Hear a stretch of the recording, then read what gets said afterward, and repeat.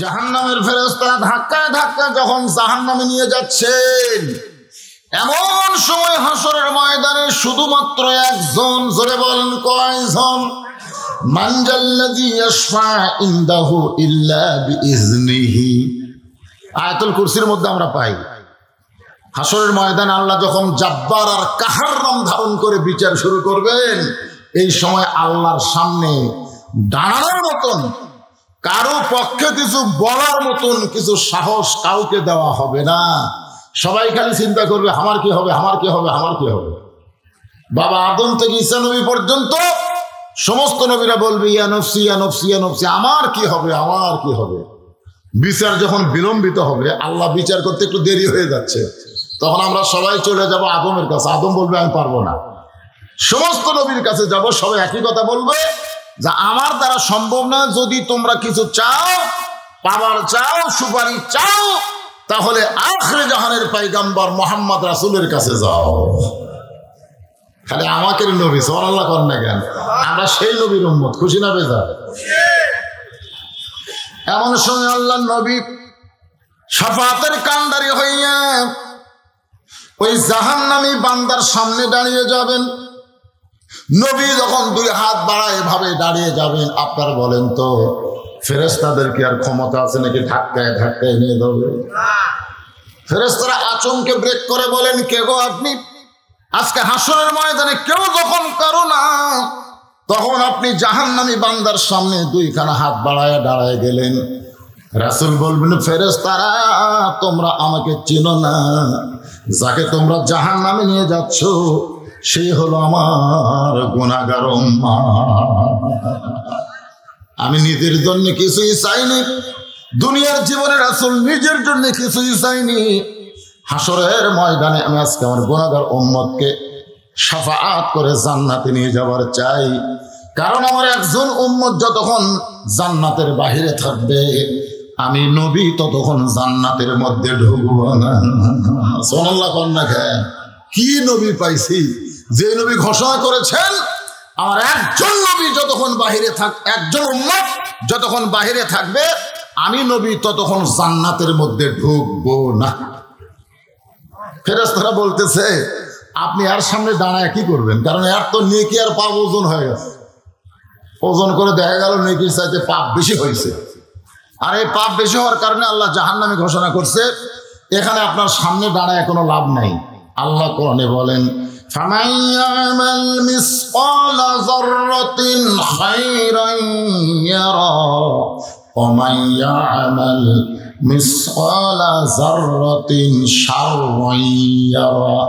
আল্লাহ কিন্তু দেখাবেন। আমরা হয়তো আল্লাহকে দোষ দেব, সেই জন্য আল্লাহ দেখাবেন যে এক জাররা পরিমাণ, দেখো তোমরা তাকায় দেখো, মিজানের দিকে তাকায় দেখো, এক জাররা পরিমাণ পাপের চাইতে নেকি যদি বেশি হয়ে যায়, তাহলে আল্লাহ তোমাকে জান্নাত দিয়ে দিবে। আবার নেকির চাইতে এক জাররা পরিমাণ পাপ যদি বেশি হয়, তখন কি? জান্নাতের কথা শুনলে সুবহানাল্লাহ কইলেন, কিন্তু নেকির চাইতে এক জাররা পরিমাণ পাপ বেশি হয়েছে, তখন কি? জাহান্নাম। এখন কোন সুবহানাল্লাহ? সুবহানাল্লাহ করবেন না? তার মানে বোঝা গেল আপনারা স্বার্থপর। জান্নাতের কথা শুনলে সুবহানাল্লাহ, জাহান্নামের কথা শুনলে কিছু নাই। আল্লাহর এক বান্দা আছে নামাজের সেজদায়, আল্লাহ ডাক দেয়া বলে, তুই যতই নামাজ পড় আর সেজদা কর, তোর ঠিকানা কিন্তু জাহান্নাম। বান্দা সেজদা থেকে মাথা তুলে বলতেছে আলহামদুলিল্লাহ আলহামদুলিল্লাহ। আল্লাহ কয়, কে রে পাগলা, এই তোরে জাহান্নাম দিলাম, এরপরেও তুই আমার শুকর আদায় করিস কেন? পাগল বলতেছে, আল্লাহ জান্নাতেরও মালিক তুমি, জাহান্নামেরও মালিক তুমি। তুমি যখন বলছো আমি তোমার জাহান্নাম দিলাম, তখন শুকুর গুজার করার কারণ হলো আমার থাকার জায়গা আছে, হোক সে জাহান্নাম, তাও তো আমার থাকার জায়গা আছে। তুমি যদি বলতে জাহান্নামও নাই জান্নাতও নাই, তাহলে আমি যাবো কোথায়? আল্লাহ বলে, পাগল, জাহান্নামে গেলে তুই পড়ে যাবি, তোর কষ্ট হবে। বান্দা বলে, আল্লাহ আমি এতক্ষণ ছিলাম কোথায়? আল্লাহ বলে, আমার সেজদায়।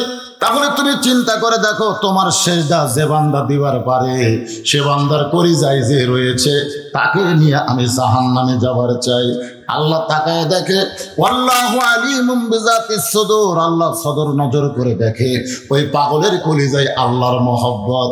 আল্লাহ বলে, পাগল রে, আমার মহব্বত নিয়ে কেউ যদি জাহান্নামেও যায়, আমি আল্লাহ জাহান্নামকেও জান্নাত বানায়া দিব। তাহলে এক জাররা পরিমাণ নেকির চাইতে পাপ যদি বেশি হয়, তার ঠিকানা কোথায়? জাহান্নাম। জোরে কোন ঠিকানা কোথায়? সুবহানাল্লাহ কোন? কারণ জাহান্নাম কে বানাছে? তা আল্লাহ জাহান্নামে যাইতে আমাদের আপত্তি কি? দেখি যায় আল্লাহ কি করে, নাকি কোন? আপনারা কি মনে হয় আল্লাহর দয়া কম না বেশি? লা তাকনাতু মির রাহমাতিল্লাহ ইন্নাল্লাহা ইয়াগফিরুয যুনুবা জামিআ ইন্নাহু হুয়াল গাফুরুর রাহিম। ফেরেশতারা বলতেছে যে আপনি সামনে দাঁড়ায় লাভ নাই তো, কারণ নেকির চাইতে পাপ বেশি হয়ে গেছে। আপনি কি আল্লাহর বিচার মানেন না? রাসূল কোনো কথাই বলবেন না। এমন সময় আল্লাহ জিবরাইলকে বলবেন, জানে জিবরাইল যা, আমার নবীর কাছে সালাম দিয়ে বলে দে নেকির চাইতে পাপ বেশি, যার কারণে জাহান্নামী। ফেরেশতা জিবরাইল এসে সালাম দেবেন, আসসালামু আলাইকা ইয়া রাসূলুল্লাহ। হাসরের ময়দানের কথা বলতেছি, সালামটা সাইজ দেখেন, আসসালামু আলাইকা ইয়া রাসূলুল্লাহ। আরবিতে কিন্তু কা কুমা কুম, কা হলো 1 বচন, কা কয় বচন? 1 বচন। কুমা হলো 2 বচন, আর কুম হলো বহু বচন। যখন আমাকে কেউ সালাম দেয় তখন আসসালামু আলাইকা হুজুর কয় না, কি কয়? আসসালামু আলাইকুম। আমাকে সালাম দেওয়ার সময় বহু বচন কেন? আমার 2 কান্দে 2 মোহরি, লিখিতেছেন ডায়েরি, দলিল দেখে রায় দিবে, টাকা পয়সার নাই কারবার, আছে না নাই? কিরামান কাতিবিনা ইয়ালামুনা মা তাফআলুন। এই জন্যে আপনি যদি আমার বাপজানকে সালাম দেন, বাপজান যদি আমাকে সালাম দেয়, তাহলে বলতে হবে আসসালামু আলাইকুম, কারণ আমি একলা না, আমার সাথে 2টা ফেরেশতা আছে। তাহলে বহু হলো না? বহু হয়ে গেল, 2 এর বেশি হলো বহু বছর। কিন্তু আল্লাহর নবীকে যখন সালাম দিছে, তখন নবীর সঙ্গে 2টা ফেরেশতা নাই। নবীর 2 কান্দে 2টা ফেরেশতা নাই, কারণ নবীর কিছু লেখার দরকার। নবীর কিছু লেখা লাগবে নাকি? নবীকে পাঠ করে তো বাম কান্দে থুয়ে তো লাভ নাই। আর নবীর সোয়াবের দরকার আছে, দরকার আছে, তো তাহলে এই ডান কান্দে থুয়ে লাভ কি? এই জন্য আল্লাহ নবীর কান্দে কোনো ফেরেশতা নাই। নবীর কান্দে ফেরেশতারা বসে থাকবি, এইরকম দামি ফেরেশতা কে রে? লাইলাতুল মিরাজে ফেরেশতা জিবরাইল এসে দেখে নবী ঘুম পাড়তেছে। জিবরাইল বলে, আল্লাহ নবী তো ঘুম পাড়ে, এই নবীকে নিয়ে আপনার কাছে যাবো কেমনে? আল্লাহ বলে, ডাক দে। জিবরাইল বলে, আল্লাহ কেমনে ডাক দিব? আল্লাহ বলে, জিবরাইল, মানব সুরতে তুমি নবীর কাছে গেছো, তোমার জিহ্বাটা বের করে নবীর পায়ের তালুতে সুরবুরি দাও, নবী ঘুম থেকে চেতন পাবে। এখান থেকে বোঝা গেল ফেরেশতার সর্দার জিহ্বা বার করে যদি পায়ের তালুতে সুরবুরি দেয়, তার কান্দে চড়ার যোগ্যতা কোনো ফেরেশতার নাই। এই জন্য নবীকে সালাম দেওয়ার সময় কয় বচন? ধরে কোন কয় বচন? ফেরেশতা জিবরাইল বলতেছে, আসসালামু আলাইকা ইয়া রাসূলুল্লাহ।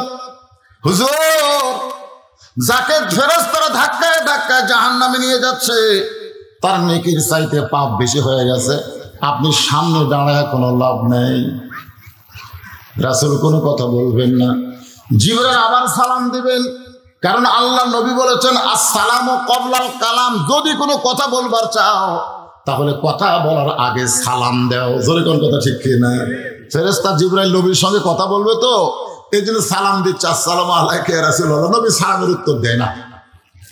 এক সময় জিবরাইল বললেন, হুজুর আমি সালাম দেই, উত্তর কেন দেন না? রাসূল বললেন, জিবরাইল, সালাম দেওয়ার সময় কি তোমার চোখে পড়েছে আমার সামনে একজন উম্মত আছে?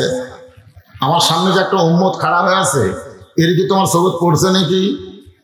জিবরাইল বলে, হ্যাঁ হুজুর দেখছি তো। তাহলে শুধু আমারে সালাম দাও, আমার উম্মতকে কেন বাদ দিলা? জিবরাইল কয়, ওরে সালাম দে লাভ কি? অনেকের সাথে পাপ বেশি, ও তো জাহান্নামে যাবে, ওরে সালাম দিয়ে কোনো দরকার আছে?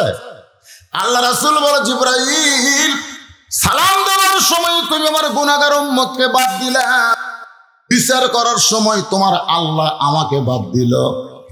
কথাটা গুরুত্বপূর্ণ। সালাম দেওয়ার সময় তুমি আমার উম্মতকে বাদ দিলা, আর যখন বিচার করার সময় তখন আল্লাহ আমাকে বাদ দিল। আল্লাহ হাকিম হয়ে বিচার করবে, আমি নবী উকিল সেখানে থাকবো না। এই বিচার আল্লাহ করতে পারে আমার উম্মতের ব্যাপারে, আমি নবী এই বিচার মানি না। আছে না আমার মুক্তার, আছে না আমার বারিস্টার, সবাই বলেন আছে না আমার মুক্তার, আছে না আমার বারিস্টার, সেই বিচারের হাইকোর্টেতে তিনি আমায় করবেন পার, আমি পাপী তিনি জামিনদার। আল্লাহ যখন হাকিম হয়ে বিচার করবেন, ওই সময় আমাদেরকে আসামি করবেন, নবী তখন উকিল হয়ে ব্যারিস্টার হয়ে আমাদেরকে শাফাআত করে জামিন করে আল্লাহর জান্নাতে পৌঁছাবে। এমন নবীর উম্মত হওয়াতে খুশি না বেজার? তাহলে জবান খুলে আরেকবার বলি আলহামদুলিল্লাহ। আপনারা যে কোরআন থেকে তাফসীর শুনবেন, এই যে আমার হাতের দিকে তাকান, এই কোরআনের মধ্যে কিন্তু কোনো সন্দেহ নাই। আপনাকে কি মনে হয়, সন্দেহ আছে নাকি? মাশাআল্লাহ। আজকে কোরআনের কথা বলবার গেলে অনেকে বলে এটা চলবে না, এটা চলবে না। তার মানে কি বোঝা গেল? এই কথাগুলোর মধ্যে সন্দেহ আছে নাকি? আল্লাহ কোরআনের প্রথমেই বলছেন আলিফ লাম মিমের অর্থ তো আমরা জানি না। জানি আলিফ লাম মিম? সমস্ত তাফসীর করক বলেছে আল্লাহু আ'লামু বিমুরাদিহি, এই তিনটা শব্দের অর্থ কি হবে একমাত্র আল্লাহ ছাড়া কেউ জানে না। এরপরই যে শব্দগুলো যালিকাল কিতাবু লা রাইবা ফীহি হুদাল লিল মুত্তাকিন, এই কিতাবের মধ্যে কোনো সন্দেহ, সবাই এক বাক্যে বলবেন সন্দেহ। সবাইকে কোরআন হেদায়েত দিবে না, যারা সন্দেহ করবে তাদেরকে আল্লাহর কোরআন হেদায়েত দিবে না, কিন্তু যারা সন্দেহ করবে না মুত্তাকি হবে, কোরআনকে যারা গ্রহণ করবে আল্লাহর কোরআন তাদেরকে হেদায়েত দিবে। খালি কোরআনের ওয়াজ শুনলে হবে না, কোরআনের ওয়াজ শুনলে হবে না। এক নম্বর শ্রোতার নাম হলো আবু জেহেল। নবী যখন কোরআন শরীফ তেলাওয়াত করতেন তখন এক নম্বর শ্রোতা কিন্তু আবু জেহেল। এক নম্বর শ্রোতাকে আবু জেহেল। সকালবেলা বলতো কি সুন্দর কোরআনের বাণী রে, রাতটা কোন দিক দিয়ে গেল আমি বুঝবারই পারিনি। মানে এমন শ্রোতার শ্রোতা, ওই আর্জেন্টিনা ব্রাজিলের খেলা পর্যন্ত দেখেনি। ধরে কথা ঠিক পাগলা শ্রোতা, সারা রাত খারাপ হয়ে তাই শুনছে। নবী কোরআন পড়ে, আবু জেহেল মাথা ভোগে আর শোনে, আর সকালে এসে বলতেছে এত সুন্দর কোরআনের বাণী, রাতটা আমার কোন দিক দিয়ে গেল হ্যাঁ বুঝবারই পারিনি। আবু বকর কোরআন শুনেছে, আবু জেহেল কোরআন শুনেছে, কিন্তু আবু জেহেল মুত্তাকি না, আবু বকর হলো মুত্তাকি। আর হুদাল্লিল মুত্তাকিন, এই কোরআন কেবলমাত্র মুত্তাকিদের হেদায়েত দিবে। আবু জেহেল মার্কা শ্রোতা, তারা কোরআন থেকে হেদায়েত পাবে, এ দরকার পাবে। আমাদের বাংলাদেশে আবু জেহেল মার্কা শ্রোতা আছে না নাই? দরকার আছে না নাই? হ্যাঁ, আমরা কি আবু জেহেল হব না আবু বকর হব? আবু বকর যদি আমরা হতে চাই তাহলে এক নম্বর শর্ত হলো আল্লাযীনা ইউমিনুনা বিল গায়ব, অদৃশ্যের প্রতি আমাদের বিশ্বাস করা লাগবে। আমরা আল্লাহরে কোনোদিন দেখিনি, সে আল্লাহকে বিশ্বাস আমরা করি কি করি না? ধরে কাম করি কি করি না? আচ্ছা জান্নাত দেখছেন নাকি? সেই জান্নাত পাওয়ার আশা আমরা করি না? আমরা সবসময় বলি আল্লাহুম্মা ইন্না নাসআলুকাল জান্নাতা ওয়া নাউযু বিকা মিনান নার। আল্লাহ তুমি জান্নাত দাও, তোমার কাছে জান্নাত চাই, জাহান্নাম থেকে আমাদের বাঁচাও। ফেরেশতা বলে আল্লাহ তোমার যেই বান্দা জান্নাত জাহান্নাম দেখলো না, জান্নাত পাবার চাই, জান্নাত থেকে বাঁচতে চাই, আল্লাহর ফেরেশতা সাক্ষী থাক, এরাই হলো আমার মুত্তাকি বান্দা। জান্নাত জাহান্নাম দেখেনি, জাহান্নামকে ভয় করে, জান্নাত পাওয়ার আশায় যারা কান্দে, আমি আল্লাহ তাদেরকে জান্নাতি হিসাবে কবুল করে নিলাম। তোমার দুই কান্দে দুই মোহরি লেখিতেছেন ডায়েরি, আমার দুই কান্দে দূরে ফেরেশতা আছে, আমি কি দেখছি নাকি? এ ধরে কান দেখছি নাকি? অন্যায় যখনই করবার যাব তখন আবার মনে করতে হবে আমার সঙ্গে সিসি ক্যামেরা, জোরে কোন কি ক্যামেরা, সিসি ক্যামেরা যে মার্কেটে থাকে, মার্কেটে কিন্তু চোর ডাকাত খুব একটা যায় না। কি জন্য যায় না? বাবারে ক্যামেরা হচ্ছে, ক্যামেরা হচ্ছে। তা আপনার দুই কান্দে দুটো ক্যামেরা আছে না নাই? জোরে কেন আছে না নাই? এই সিসি ক্যামেরা থাকা অবস্থায়, দুইটা ফেরেশতা থাকা অবস্থায় অন্যায় কাজ আমি করবো না, ভালো কাজ আমি করব, যদিও দেখি নাই তারপরে আমাদের বিশ্বাস আছে না নাই? এই জন্য আল্লাহ বললেন মুত্তাকির 1 নম্বর গুণ হচ্ছে অদৃশ্যের প্রতি তারা বিশ্বাস স্থাপন করবে। কেউ না দেখলেও কে দেখতেছে, কেউ না দেখলেও আল্লাহ দেখতেছে। আরে আল্লাহ আমার দেখতেছে রে, এই বিশ্বাস যাদের কলিজায় থাকবে তারা হলো মুত্তাকি। মুত্তাকির 2 নম্বর বৈশিষ্ট্য হলো এই যে মসজিদের উন্নয়ন। আল্লাহ বলতেছে ইয়াকিমুনাস সালাত। মুত্তাকির 2 নম্বর বৈশিষ্ট্য হলো তারা নামাজ কায়েম করবে। কি কায়েম করবে? নামাজ কায়েম করবে। বাংলাদেশের মসজিদ আছে কিন্তু নামাজ কায়েম নাই, 2-4 জন পড়ে। এই যে মাগরিবের সময় মসজিদে দেখলাম লোকজন নাই। আমি বললাম কত ঘর মানুষ আছে এই গ্রামে? ভীমপুর, ভীম ভীম তো বলতেছে 100 ঘর হবে। 100 ঘরের মধ্যে আমরা বাহিরেরই 4-5 জন, আর এই গ্রামের হয়তো 2-1 জন। এই তো মাগরিব পড়লো, তারপরে দেখলাম ও দোতলা করতেছে। খেরে মাগরিবে 1 কাতার হয় না, দোতলা কেন? একজন ছেলে বলতেছে বিয়ের সাথে যখন গ্রামে হয় তখন এই মসজিদে মুসল্লি ধরে না, এই জন্য দোতলা করা লাগতেছে। আবার কতক মুসল্লি বলতেছে জুমার দিন, তো জুমার দিনে বেশি মুসল্লি হয়, ওই জন্য দোতলা। অথচ ওই কিমুনাস সালাত, নামাজ কায়েম করার যে আয়াত আছে, এখানে তাফসীর পড়ে দেখেন জুমার নামাজের কথা নাই, বিয়ে শাদীর দিনে নামাজের কথা নাই, এখানে 5 ওয়াক্ত নামাজের কথা আছে। ধরে কথা ঠিক না? তাহলে মুত্তাকির 2 নম্বর বৈশিষ্ট্য হলো নামাজ কায়েম করে। 3 নম্বর বৈশিষ্ট্য হলো আমিম্মা রাযাকনাহুম ইনফিকুন। আল্লাহ দেওয়া রিজিক থেকে আল্লাহ রাস্তায় খরচ করা, এটা হলো মুত্তাকির 3 নম্বর বৈশিষ্ট্য। এখানে 5টা বৈশিষ্ট্যের কথা আছে।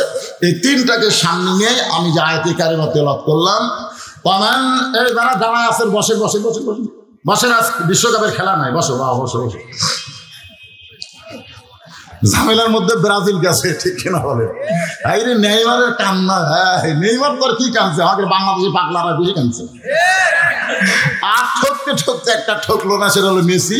সামনে ঠকবি, কারণ সামনে 2টা দল আছে, একটা হলো মরক্কো আর একটা ক্রোয়েশিয়া। এই 2টাই হলো মুসলমান দল। এইবার বিশ্বকাপ মনে হচ্ছে মুসলমানেরা পারি। মরক্কো কালকে যে মার দেওয়া দিছে ভাই, পর্তুগালে রোনাল্ডো একবার বেহস। মরক্কো হলো 90% মুসলমানের দেশ। যেরকম সুবহানাল্লাহ। কোল যাও কিরে, আবার টানা কি? টানা নাই, ফাঁকা আছে, ফাঁকা ফাঁকা। আমি বলছি তো মাগরিবের মাহফিলে আরো লোক আসবে তো ভাইজান। এর আগে তো করছি, গতকালই মাগরিবের যেখানে মাহফিল করছি, রাতের মাহফিলের চাইতে 5 গুণ লোক বেশি। কারণ মানুষ এখন চালাক হয়েছে, বুঝলেন না? বেশি রাত জায়গা ওয়াজ শোনে না।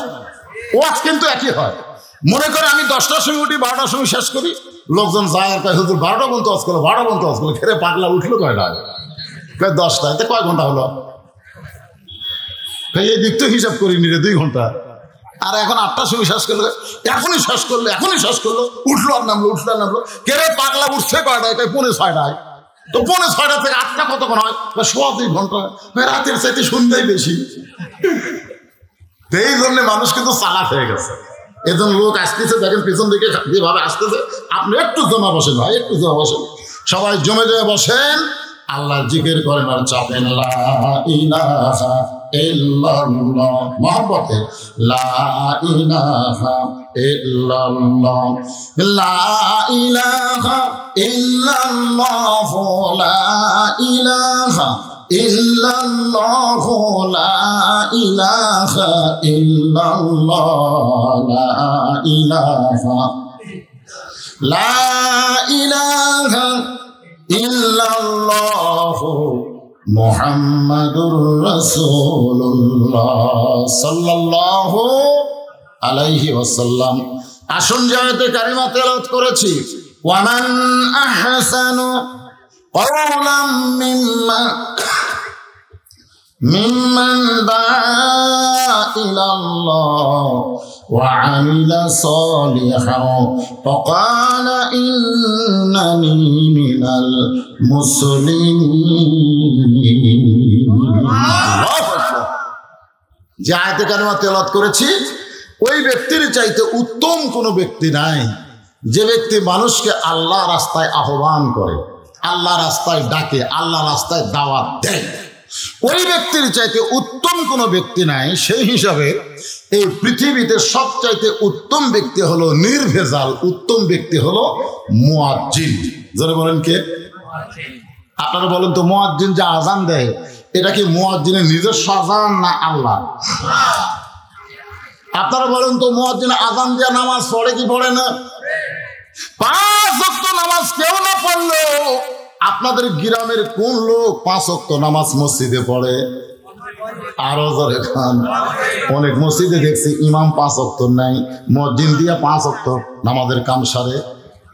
ইমাম সাহেব খালি জুমার দিন এসে জুমার নামাজ পড়ায়, 5 ওয়াক্ত নামাজের আজান দিয়া শুধু নামাজ পড়ে না, তাকবীরে উলার সঙ্গে যিনি নামাজ পড়ে তিনি হলেন মুয়াজ্জিন।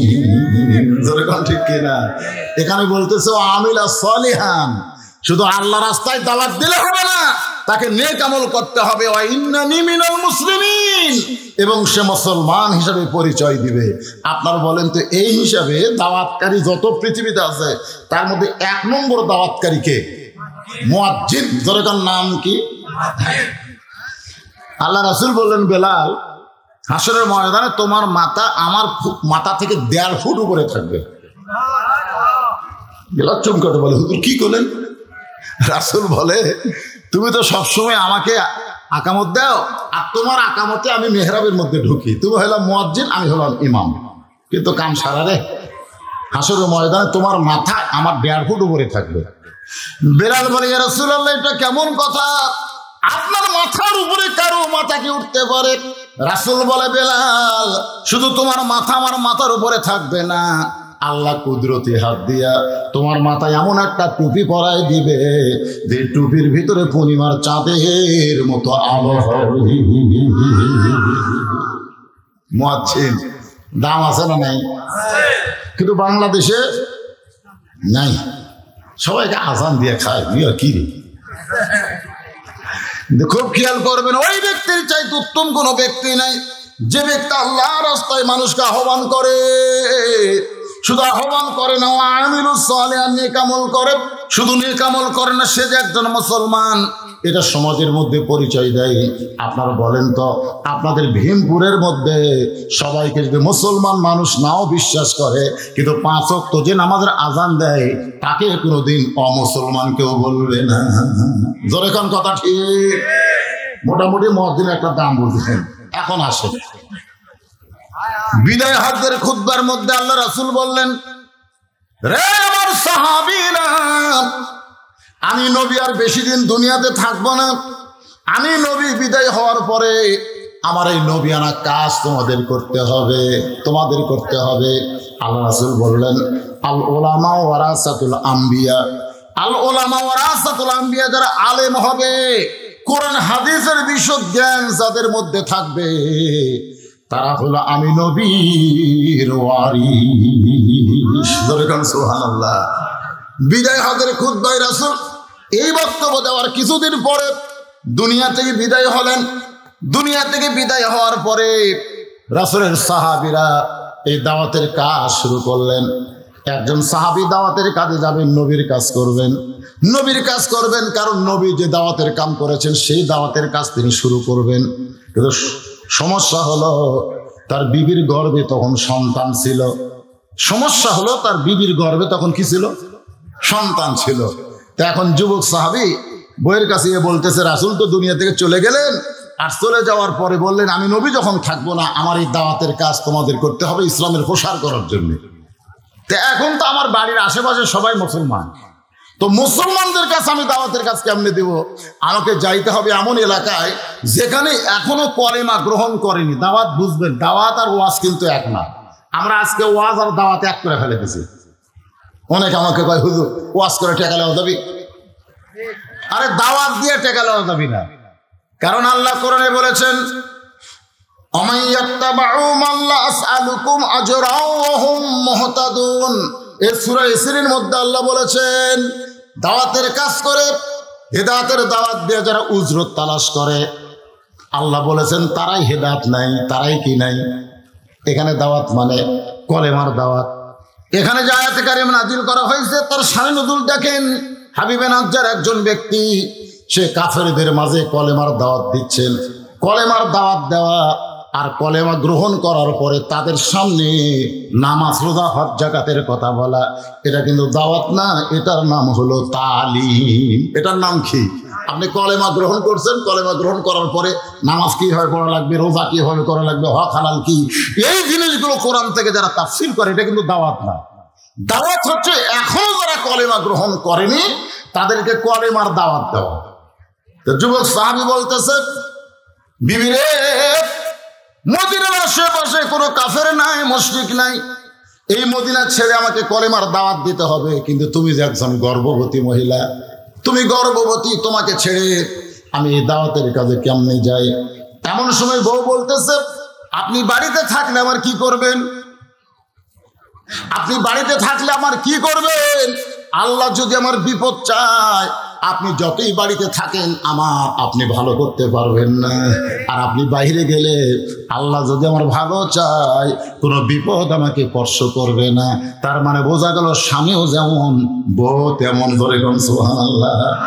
ওই গর্ভবতী বউকে রেখে দাওয়াতের কাজে যুবক সাহাবী মদিনার এরিয়া ছেড়ে কলেমার দাওয়াত নিয়ে গেলেন। কলেমার দাওয়াত দিতে দিতে দিতে দিতে দিতে কলেমার দাওয়াত দিতে দিতে দাওয়াতের মধ্যে তার এমন একটা মহব্বত তৈরি হয়ে গেছে, বাড়ির যে তার বউ আছে এই বউটার কথা তার খেয়াল নাই, বউটার কথা তার কি নাই, খেয়াল নাই। এভাবে দাওয়াত দিতে দিতে 27 বছর পর্যন্ত দাওয়াত দিয়েছে। খুব খেয়াল করবেন, 27 বছর পর্যন্ত দাওয়াত দিয়া আফ্রিকা জঙ্গলের মধ্যে ঢুকে গেছে। যে জঙ্গলের মধ্যে গেছে তখন কে যেন বলতেছে পাগল রে, কলেমার দাওয়াত দিতে দিতে জঙ্গলের মধ্যে ঢুকলি কেন? আর কোনো মানুষ নাই, ব্যাগ যাও, ফিরে যাও। অর্ধ পৃথিবীর খলিফা তখন হযরত ওমর। জোরে কোন সুবহানাল্লাহ। প্রত্যেকটা মানুষ কলেমা গ্রহণ করেছে, লক্ষ লক্ষ কোটি কোটি মানুষ এখন মুসলমান হয়ে গেছে। বরং তুমি এখন ফিরে যাও, ফিরে যাও। 27 বছর পরে ওই যুবক আর যুবক নাই, ওই যুবকটা বুড়া হয়ে গেছে। যখন দাওয়াতের কাজে বের হয়েছে তখন ছিল যুবক, আর যখন ফিরে আসতেছে তখন হলো বুড়া। ধরে কম তখন কি বুড়া। চলে আইসে তার নিজের এলাকায়। নিজের এলাকায় এসে দেখে সুন্দর একটা মসজিদ গড়ে উঠেছে। যখন তিনি গিয়েছিলেন তখন এলাকার কোনো মসজিদ ছিল না, কিন্তু 27 বছর পরে যখন ফিরে আসছে তখন এলাকায় সুন্দর একটা মসজিদ গড়ে উঠছে। আপনারা বলেন তো, আল্লাহর ঘর যদি নজরে পড়ে যায় তখন আপনার 1 নম্বর দায়িত্ব হলো শরীর যদি পবিত্র থাকে ওযু করে ওই ঘরের মধ্যে ঢুকে 2 রাকাত নামাজ পড়বেন। এই 2 রাকাত নামাজকে বলা হয় দুখুলুল মসজিদ।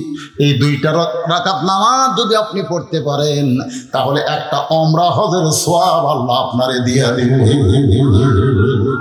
যেখানে আপনি যান, নতুন কোনো মসজিদ দেখলে খালি নামাজের হারাম ওয়াক্ত না থাকলে, হারাম ওয়াক্ত বোঝেন না, সূর্য যখন একেবারে দ্বীপ্রহর তখন চলবে না, সূর্য যখন উঠতেছে তখন চলবে না, সূর্য যখন ডুবতেছে তখন চলবে না। এই 3 সময় বাদ দিয়ে যে কোনো সময় আপনি যদি একটা মসজিদ দেখেন তাহলে আপনি পারতপক্ষে 2 রাকাত নামাজ পড়বেন মসজিদের মধ্যে ঢুকে, যে নামাজকে বলা হয় দুখুলুল মসজিদ। আপনি যে মসজিদের মধ্যে ঢুকলেন, আপনি শুধু মসজিদ ঢুকলেন না, মনে হয় আল্লাহ আপনাকে জান্নাতের মধ্যে ঢুকে নিল। সুবহানাল্লাহ। যখন দাওয়াতের কাজে গেছিলেন তখন তার বয়স কত? 27 বছর। তখন সে তরুণ যুবক ছিল, কিন্তু 27 বছর পরে যখন ফিরে আসতে যখন সে বুড়া হয়ে গেছে।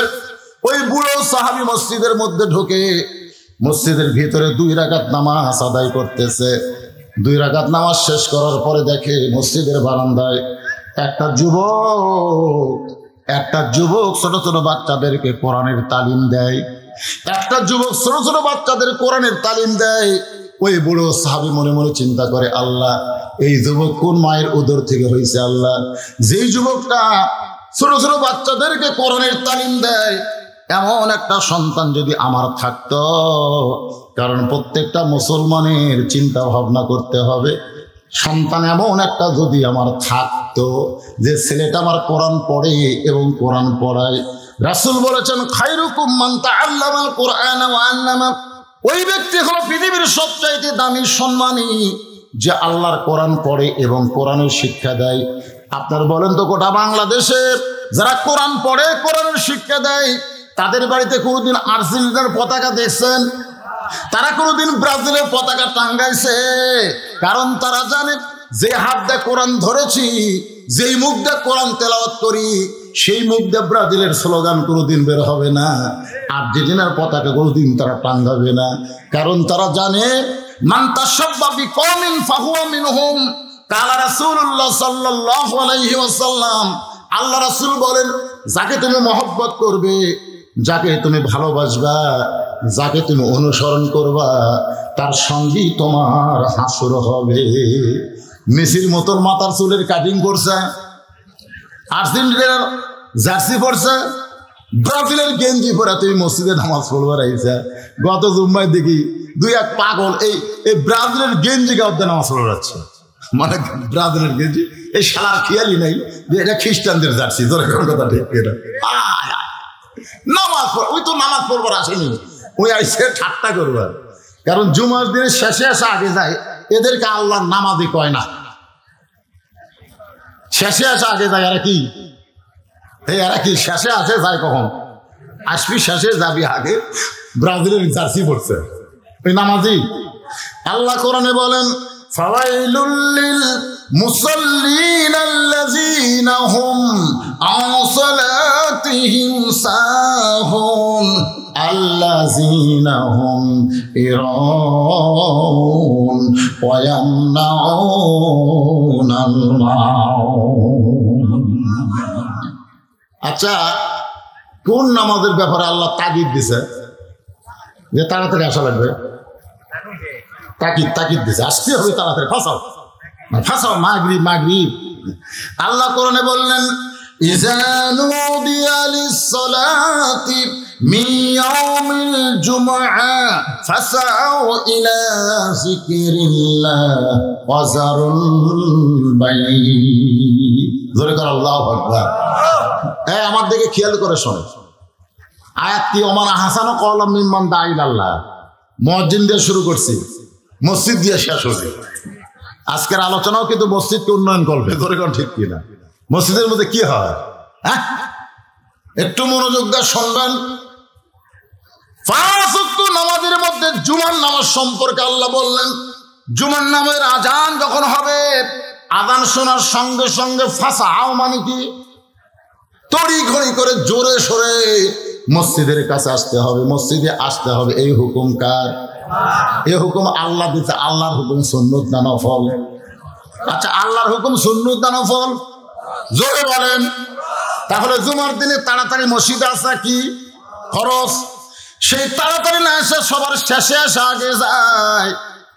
এরা কিন্তু মুসল্লি না, এরা হলো নামাজের নামে আল্লাহর সঙ্গে মশকরা ঠাট্টাকারী। এই জুমার দিনে শেষে আসা আগে কারা কারা দান দেয়? না, হাত তুলবার বলতেছে না।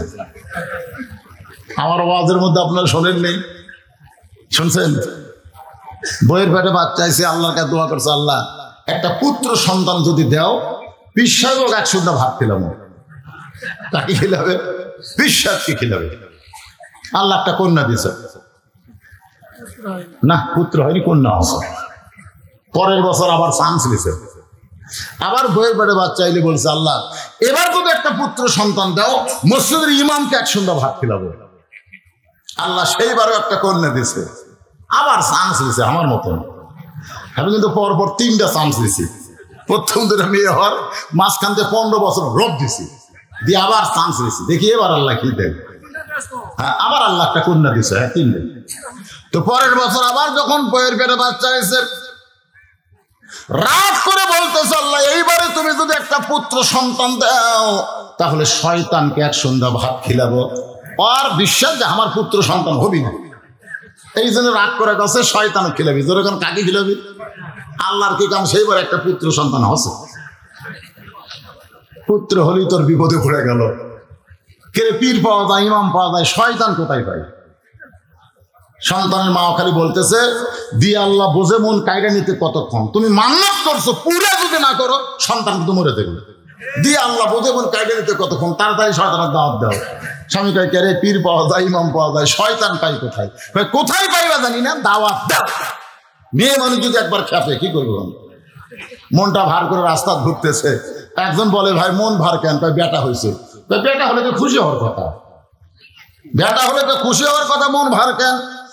বলে লেটা হলো শয়তানকে এক সন্ধ্যা ভাত খাওয়াবার চাইছি, এখন শয়তানকে কোথায় পাই?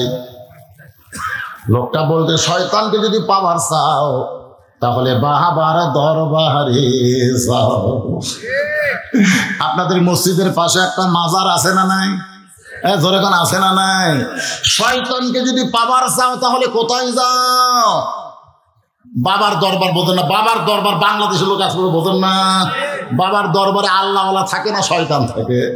আমার দয়াল বাবার দরবারেতে কেউ ফিরে না খালি হাতে। আল্লাহরে ধন্য বেড়ে দিয়া আল্লাহ কাছে গায়েব হইয়া নবীর ধন খাজা নিয়া শুয়া আছে আজমিরে, কেউ ফেরে না খালি হাতে খাজারে তোর দরবারে। আছে না নাই? ধরে কেন আছে নাই? আমরা নামাজ যারা পড়ি, যারা মুসলমান, তারা কি বলবো?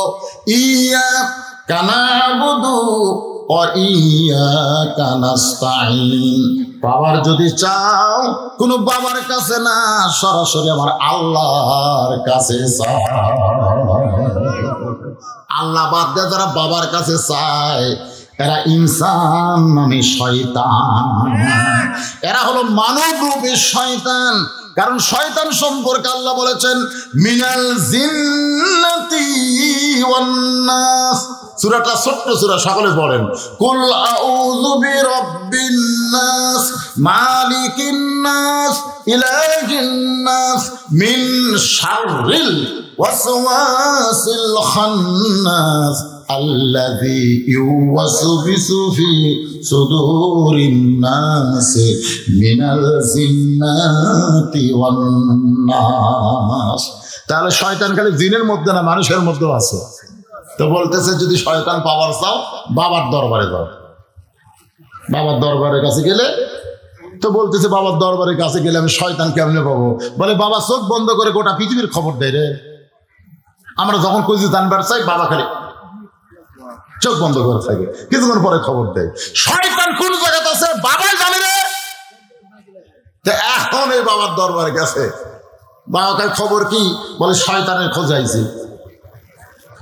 কিন্তু আমার কাছে মানুষ আল্লাহর খোঁজে আসে, আর তুই শয়তানের খোঁজে আসলি কেন?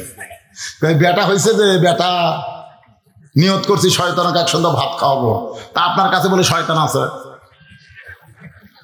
বাবা রাগ করে উল্টা বুঝিয়েছে, আমার কাছে শয়তান এত কোন শত্রু কাছে রে, লাঠি দিয়ে মারছে ভাই। আসলে তো শয়তান আছে, আছে না নাই? ওই নিজেই শয়তান।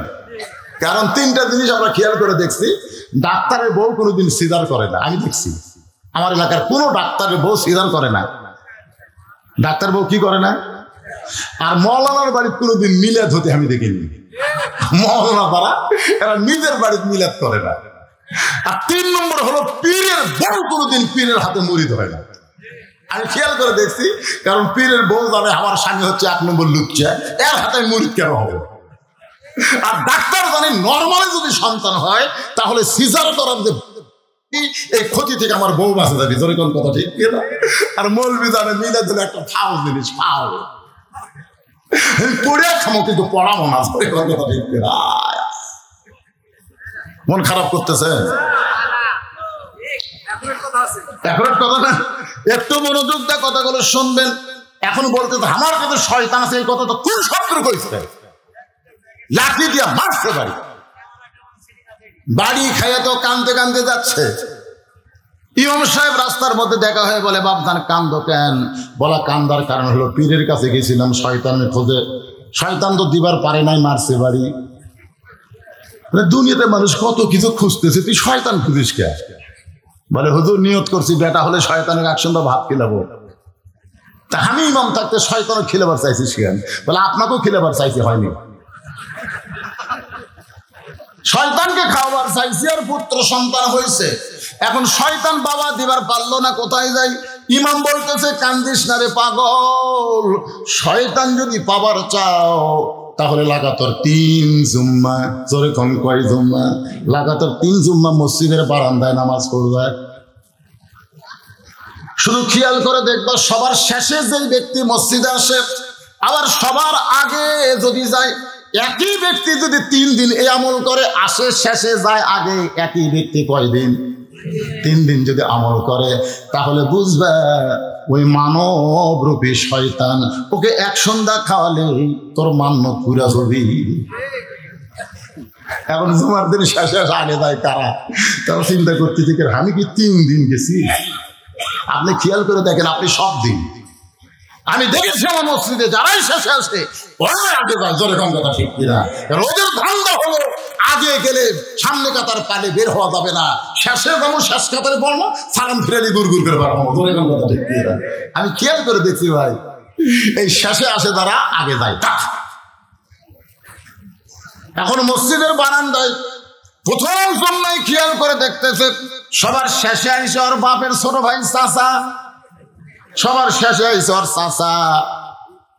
আল্লাহকে বলতেছে, আল্লাহ চাচা কাম কানে না হয় শেষে আইসে, আগে যেন বের না হয়। খেয়াল করে দেখে ওর চাচাই সবার আগে বাড়ি হয়ে গেল। দ্বিতীয় জুম্মায় দেখে চাচাই শেষে, চাচা আগে। এখন ফাইনাল জুম্মা, ধরে কোন কিল জুম্মা, ফাইনাল জুম্মা 1টা থেকে খেলা হবে, 4টা পর্যন্ত খেলা দেখবে, ফটক ফুটাবে, আর খেলা শেষ হয়ে গেলে কম্বলের মধ্যে ঘুম পাড়বি। আর সালাতু খায়রুন নাওম শোনার পরে 3.5 হাত মানুষ 2.5 হাত হবে। আজান শুনবে না দেখে কম্বল মাথার উপর দেয়। এখন কম্বল মাথার দিলে পাও যে বার হবে, ওই পাওটা এনে বুকের সঙ্গে রাখে। ফেরেশতাকে আল্লাহ আগাও নাই মাথাও নাই, এই গেল কোথায়? আল্লাহ কয় 4টা পর্যন্ত খেলা দেখলো, মেসি কিভাবে পাস করলো, কোন দিক থেকে কে গোল দিল, এইটা পর্যন্তই দেখেছে, ঘুম পাড়ে নাই। আমার আজানের সময় লেফের মধ্যে কম্বলের মধ্যে কোহল হয়ে গেল। ফেরেশতা সাক্ষী থাক, ও মানুষ না রে, ওই হলো মানব রূপী শয়তান। যুবক মনে করতেছো দাদা বেঁচে আছে, বাপ বেঁচে আছে, আমার সিরিয়াল নেই? যে কোনো সময় মৃত্যু হবে, তওবা করতে হবে। যা অপরাধ করছি, ভুল করছি, আজকে তওবা করব, আল্লাহ যেন আমাদেরকে মাফ করে দেয়। যেরকম তওবা করার দরকার আছে না নাই? এখন ফাইনাল জুম্মা 18 তারিখ, ফাইনাল জুম্মা 18 ডিসেম্বর। ফাইনাল কে খেলবি রে ফাইনালে? আমি বলবার পারবো কিন্তু এখন ক্ষমতা। আল্লাহর বান্দারে দূরে খেলছে রে, এই দূরে খেলে মাঝখান থেকে উঠে দেয়। বসে দেন। কিসের পিচ্ছি? এখন থেকে ওয়াজ শোনা লাগবে, এখন থেকে। আগে যুবকদেরকে আমরা ওয়াজ শোনাবার পারি। ব্রাজিল আর্জেন্টিনার সাপোর্টার হয়েছে, এবার বাংলাদেশের সমস্ত বক্তারা ব্রাজিল আর্জেন্টিনার বিরুদ্ধে কথা বলতে, বিশ্বাস আগামী বিশ্বকাপে আমাদের যুবকেরা এই ভুল আর করবে না। দলে কথা ঠিক না, বুঝাবার পারেন না। ওরা তো এখন বুঝার লাগবে, আর এখন বুঝের বয়স। পিচ্ছি ওই পিচ্ছি 1 নম্বর। আমার কাছে বলে ছোট বাচ্চা কান্দে, দোয়া দরুদ পড়ে দেন। দোয়া দরুদ পড়ে দিয়েছি, কান্দে বলার বেশি। আবার তেল পড়া দিলাম, কান্দা থামে না। কিছুদিন পরে কইলাম, কে রে ভাই কোন হুজুর পড়া দিল? কান্দে, না হুজুর, আর কোন হুজুর টুজুর মানি না। তো সন্তান কান্না থামলো কেমনে? তোর বাপ একটা 3D মোবাইল কিনে দিছে, এখন কানলি গেম বার করে ওই খালি দেখে, তুই খালি গেম খেলা দেখে আর কান্দে না। এখন থেকে ছোট বাচ্চা কই মোবাইল দিছে আর কানবি? আপনারা বলতেছেন পিচ্ছি, ওই 1 নম্বর। আপনার সাথে বেশি বলছে, মোবাইল নষ্ট হতো আর হাতের দেয় টিপে ঠিক করে দিবে। পিচ্ছি আছে। আল্লাহর বান্দার একটু মনোযোগ দিয়ে শুনবেন।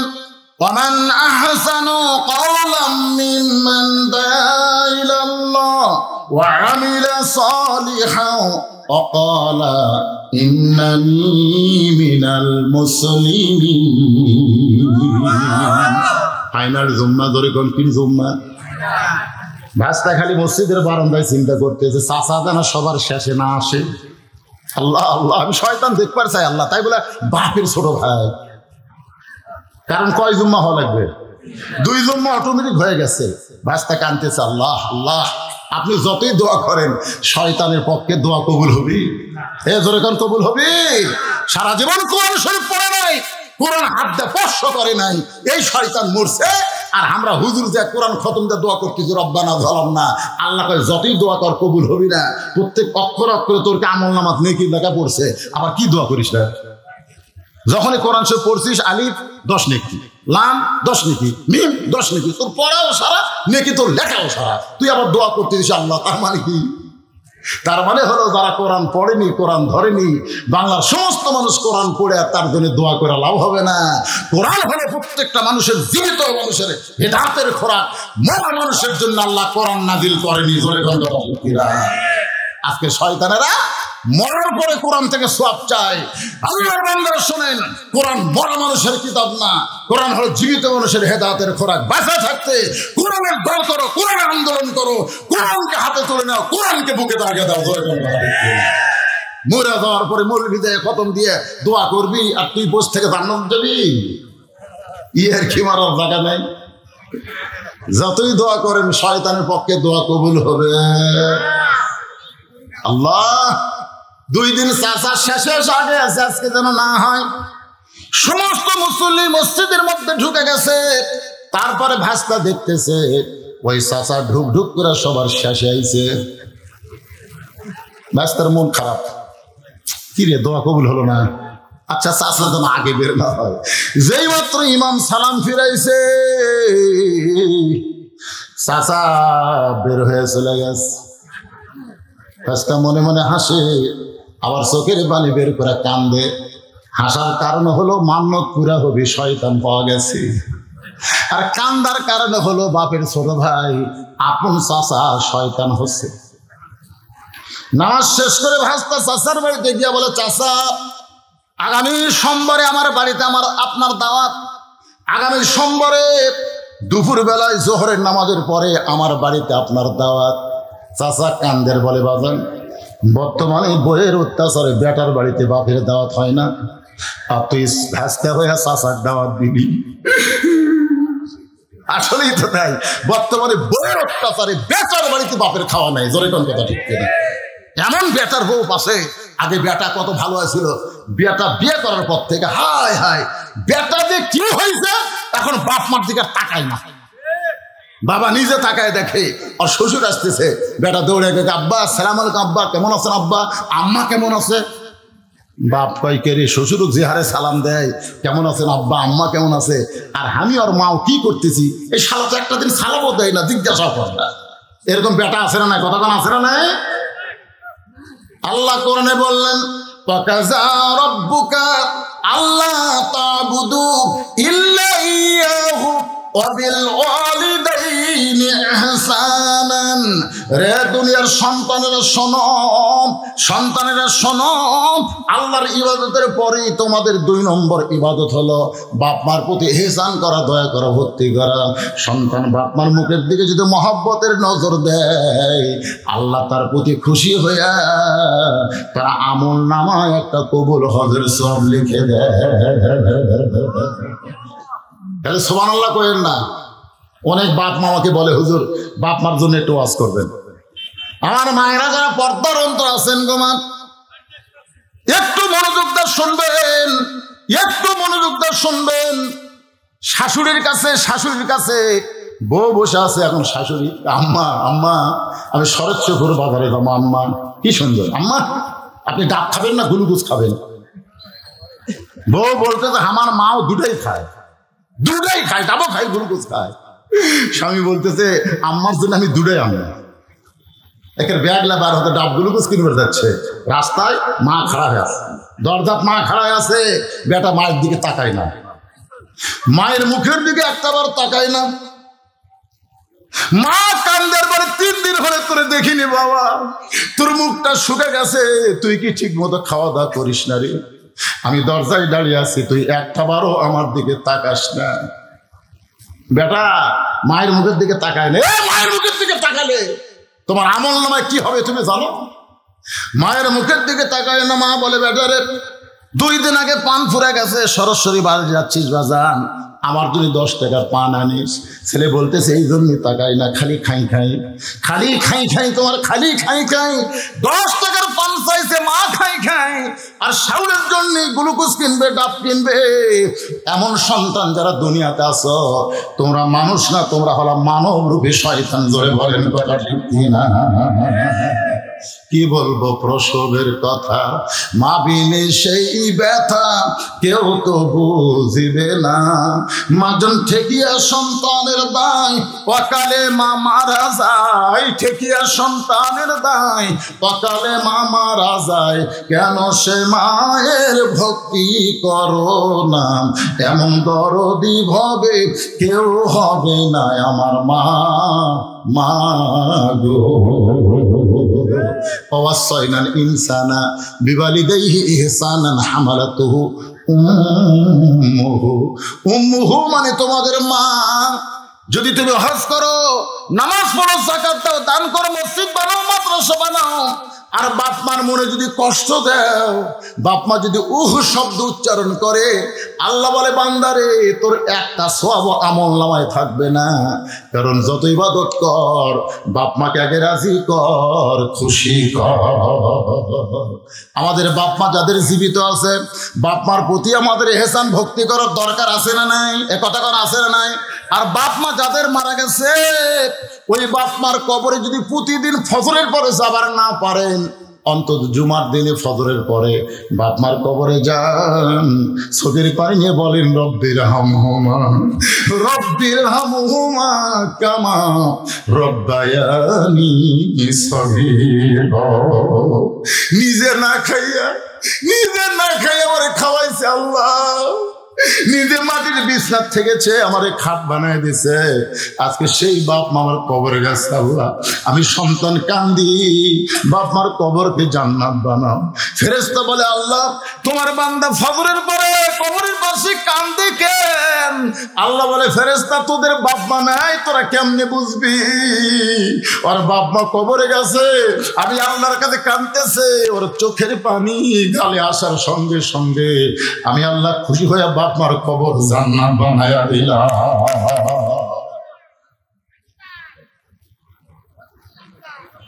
আপনি যান, মাশাআল্লাহ লিল্লাহ। যোগ্য সন্তান এখনো পৃথিবীতে আছে, দরকার আছে না? না, চাচা বলতেছে বেটার বইয়ের অত্যাচারে বেটার বাড়িতে আমার খাওয়া নেই। আর তুই ভাস্তা হয়ে আমার দাওয়াত দিলি বাবা, তুই ভাস্তা হয়ে চাচার দাওয়াত দিলি। ভাস্তা মনে মনে কয় কি দেখাতে দাওয়াত দিছি, এটা আগে বলা যাবে না, আগে বললে চাচা খাবার যাবে না, আমার মান্য তো পুরা হবি না। জোরে কোন কথা ঠিক না? চাচা তো খুবই খুশি যে কি বাবান তুই আর ভাস্তা হয়ে দাওয়াত দিলি রে। ভাস্তা মনে মনে কি দেখে দিছি আগে বলবো না, সাইড মতো দিন বলবো। আগামী সোমবারে ভাস্তার বাড়িতে চাচার দাওয়াত, কথাটা মনে রাখবেন।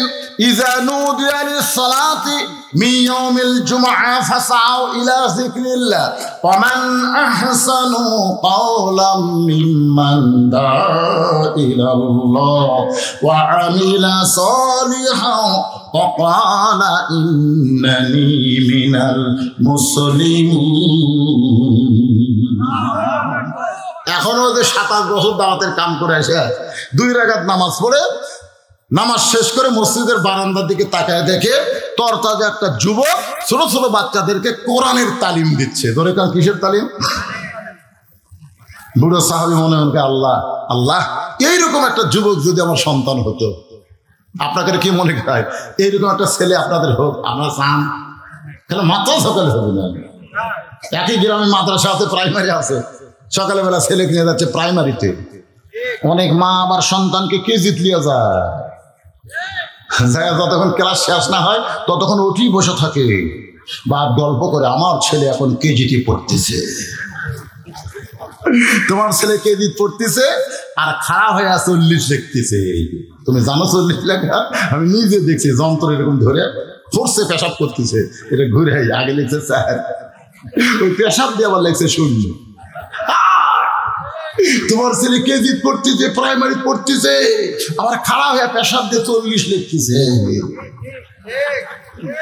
আমি যে বললাম কে, যেই খেয়ে কইছি মারছে দৌড়। আমি বললাম এরাই তো দাজ্জাল, এরাই দাজ্জাল, ধরে কথা ঠিক দাজ্জাল। সামনে গিয়ে বললাম কোন ক্লাসে পড়িস? 2 পড়িস। চাচা তো কেমনে পেশাব করা লাগে তুই জানিস না? তোর শিক্ষক তোরে শিখাইনি? তখন বলে চাচা যে কি কয়, প্রাইমারি পেশাব খারাপ যায় দেখে আমার সারি খাড়া হয় পেশাব করে, ওর সারি বলে খাড়া হয় আমাকে। তাহলে স্যার যদি খাড়া হয়ে পেশাব করে, তার ছাত্র তো পেশাবটা 40 লিখবি রে।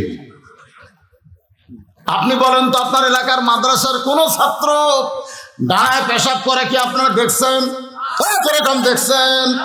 কোন ছাত্র কি দেখছেন পেশাব করে পানি খরচ করলো না, না করেই দাঁড়ালো?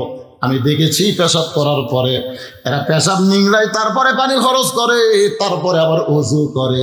ওযু কেন করলো জিজ্ঞাসা করা হলে বলে চাচা আমরা আল্লাহর কোরআন পড়ি, এই কোরআন ধরতে গেলে নিজের শরীর পবিত্র করতে হয়। আল্লাহ কর না কেন? যে কোরআন ধরতে গেলে নিজের শরীর পবিত্র করতে হয়, শরীর পবিত্র না হলে কোরআন স্পর্শ করা যায় না। এই কোরআন যারা শিখতেছে এবং শিখাইতেছে, এমন একটা সন্তান আপনার দরকার আছে না নাই? দরকার আছে না নাই? হ্যাঁ, মরে যান, আপনার জানাজা করবে আপনার সন্তান। আমি দুনিয়ার বহু মানুষের জানাজা পড়াইছি, বহু মানুষের, আমি খালি দোয়া পড়ছি, কিন্তু আমার চোখ দিয়ে কোনোদিন পানি পড়ে না, আমার চোখ দিয়ে পানি পড়ে না। আমি চিন্তা করি যত পারি তাড়াতাড়ি জানাজা শেষ করি। আবার অনেক লোকের জানাজা পড়বার যায় আমি দোয়াও করিনি, মুখ বন্ধ করে থাকছি।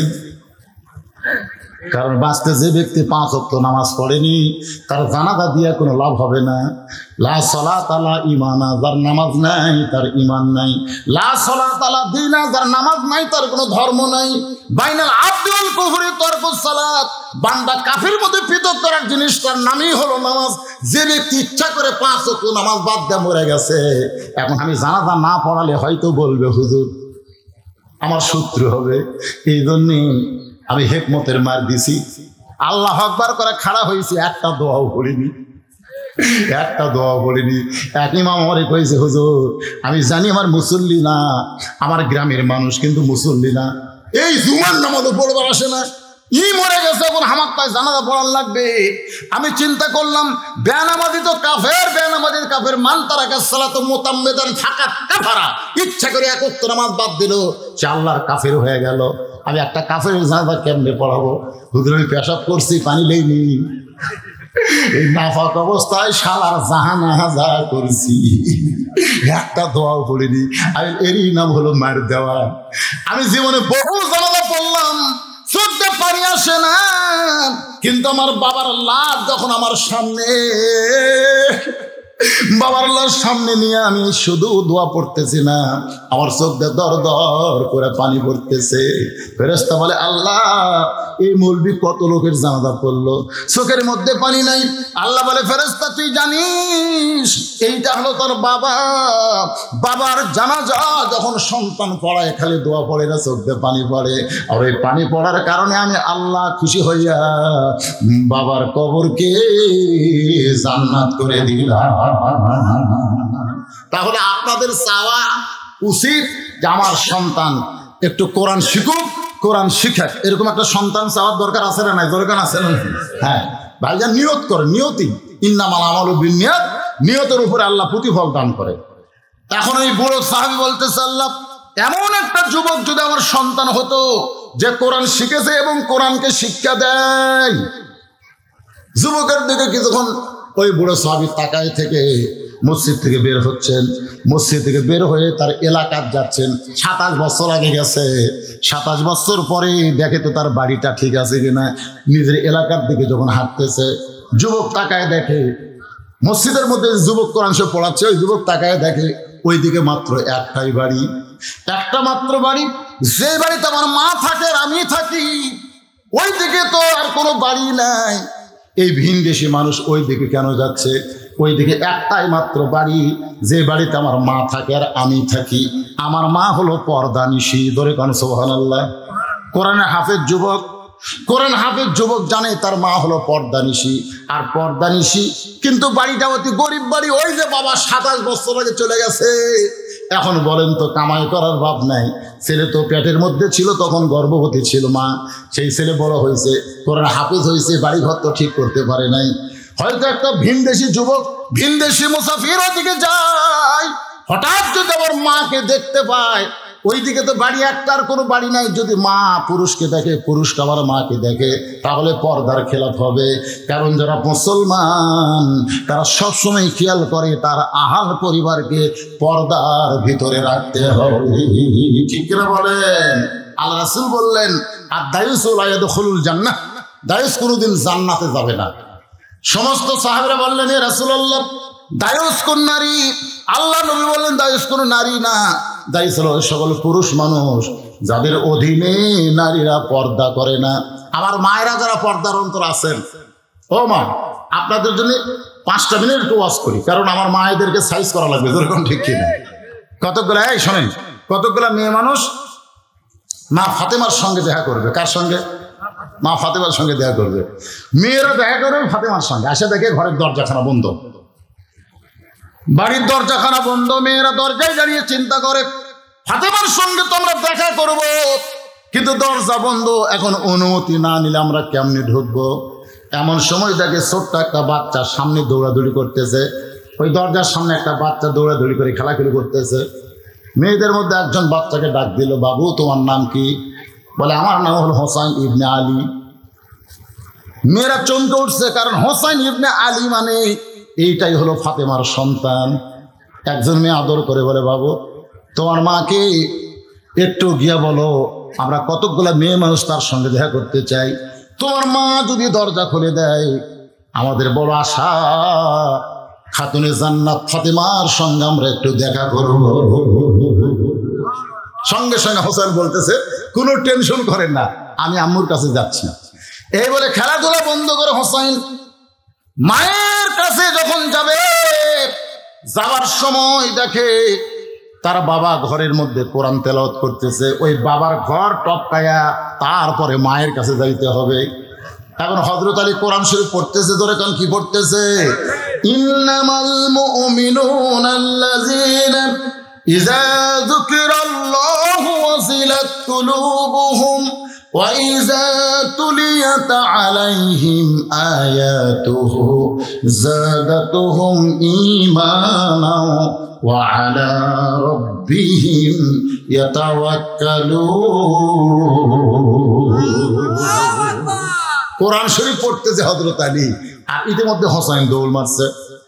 সঙ্গে সঙ্গে হযরত আলী কোরআন পড়া বাদ দিয়ে হোসেনকে থামায় দিলেন, হোসেন থাম। কোরআন শরীফ বাদ দিয়ে হোসেনকে বলেন, থাম। হোসেন তো ব্রেক করছে।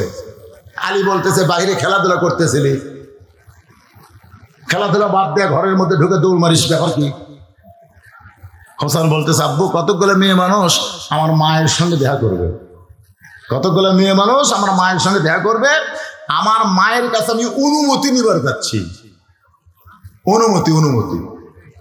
আলী বলতেছে, কতগুলো মেয়ে মানুষ তোমার মায়ের সঙ্গে দেখা করবে, তুমি অনুমতি নিবার যাচ্ছ দৌড়ে দৌড়ে? হ্যাঁ, তোমার বয়স কত? হোসেন তোমার বয়স কত? হোসেন বলতেছে, আব্বু আমার বয়স কত আপনি তো ভালো জানেন। আলী বলতেছে, এখন তোমার যে বয়স চলতেছে, এই বয়সে যখন তখন মায়ের ঘরে ঢুকতে পারবা না। মায়ের ঘরে ঢুকতে গেলে তুরই অনুমতি নেওয়া লাগবে রে, তুরই অনুমতি লাগবে। তোর বয়স কত? তোর 4 বছর বয়স হয়েছে। 4 বছরের বাচ্চা সবই বোঝে। তুই ঘরের মধ্যে ঢুকবি, আর তোর মা হয়তো কাপড় চোপড় ঠিক মতো কাপড় রাখেনি, তখন তোর মাও বিব্রত হবি। তোর কোন কথা ঠিক কিনা? বিব্রত হবি না? আল্লাহ রাসূল বলেছেন, বাচ্চার বয়স 2 বছর হয়ে গেছে, হয়ে গেছে বাচ্চার বয়স 2 বছর, বাচ্চার সামনে তোমার হালাল বউকে তুমি আদর করো না। হালাল বউ যাকে আদর করলে সওয়াব পাওয়া যাবে, তাও বলা হয়েছে আদর করো না, কারণ 2 বছরের বাচ্চা চেতন থাকা অবস্থায় বউকে ভালোবাসা যাবে না। ওই ঘুমায়, আর যদি ঘুম না ধরে তাহলে চকলেট দিয়ে বেড়ে দাও, না পারলে দাদির কাছে নানির কাছে দেও, দিয়ে দরজা বন্ধ করে বউ আদর করো। ওই 2 বছরের সামনে আদর করলে ওই খালি দেখবি না রে, ওই মেমোরি লোড করবি, মেমোরি লোড করে বেড়াসে বলবি আব্বা তাই মাছ চাপে ধরছিল রে, বলবি। দেখছেন 2 বছর বাচ্চাকে ইসলাম সতর্ক করে দিচ্ছে, তারা হালাল প্রেম, হালাল বউ। আর এই সারা বেদবেরা রাস্তাঘাটে যেখানে পাই, মরহুম আব্দুল জলিল পার্কের কাছে ওই 14 ফেব্রুয়ারি ভ্যালেন্টাইন ডে মানে কাতি মাসে কুত্তা তোলা রাখা আছে, কথা ঠিক কিনা? নিজের বউকে আদর করা যাবে না 2 বছর বাচ্চার সামনে, আর রাস্তাতে হাজার হাজার মানুষ যায়, তারপরে তোমরা 2 জন বসে থাকো কপত কপতি, কি মনে করছো? যেদিন কোরআন দিয়ে বাংলাদেশ চলবে সেদিন 14 ফেব্রুয়ারি মাথার ঝাঁটা মারা হবে। আল্লাহর বান্দার একটু মনোযোগ দিয়ে শুনবেন। হোসাইন তোমার বয়স 4 বছর, যখন তখন তোর মায়ের ঘরে ঢুকতে পারবা না, মায়ের ঘরে ঢুকতে গেলে আগে তোমার অনুমতি নেওয়া লাগবে। মা আমি হোসাইন একটু ঢুকবার চাই। তখন মা বলবে 2 মিনিট দেরি করো। কয় মিনিট? কারণ আমার কাপড় চোপড় ঠিক মতো, কারণ ছোট বাচ্চা হলে কি হবে তো সব বোঝে। আবার মেয়ে যদি বড় হয়, তাহলে বাবা মেয়ের ঘরে ঢুকতে ইচ্ছা মতো পারবে না, মেয়ের কাছে বাবার অনুমতি নেওয়া লাগবে। জোহরের নামাজের পরে আল্লাহ রাসূল ফাতেমার ঘরের দরজায় সালাম দেয়, আসসালামু আলাইকুম ইয়া আহলাল বাইত। ফাতেমা একটু দরজা খোল মা, তোর মুখটা দেখি আমি চলে যাব মা। ফাতেমা বলতেছে বাবা এখন দরজা খোলা যাবে না, আপনি পরে আসেন। ফাতেমা বলতেছে বাবা এখন দরজা খুলে যাবেন, আপনি পরে আসেন। রাসূল চলে গেলেন। আসরের নামাজের পরে আবার নবী এসে বললেন ফাতেমা রে, জোহরের সময় তুই আমারে ঘুরে দিছিস মা, আসরের সময় তুই দরজা খোল, আমি তোর মুখটা দেখে একটু শান্তি পাবার চাই। ফাতেমা কান্দার বলে বাবা আপনি কি বোঝেন না, আপনার ফাতেমা বড় হয়ে গেছে, আপনি ঢুকবার চাইলে দরজা খোলা যাবে না বাবা, কারণ ফাতেমার পরনে এমন একটা কাপড় রয়েছে যে কাপড় পরে বাবার জন্য দরজা খুলতে ফাতেমা লজ্জা পায়। সঙ্গে সঙ্গে নবী গায়ের চাদর খুলে দিয়ে বলে ফাতেমা এই চাদর পরে তুই আমার জন্য দরজা খুল রে মা, তুই দরজা খোল, তোর চেহারা না দেখলে আমি শান্তি পাই না। এবার ফাতেমা নবীর গায়ের চাদর পরে দরজা খুলে দিছে। নবী তাকায় দেখে ফাতেমার চোখের নিচে কালিমা দাগ পড়ে গেছে। আল্লাহ রাসূল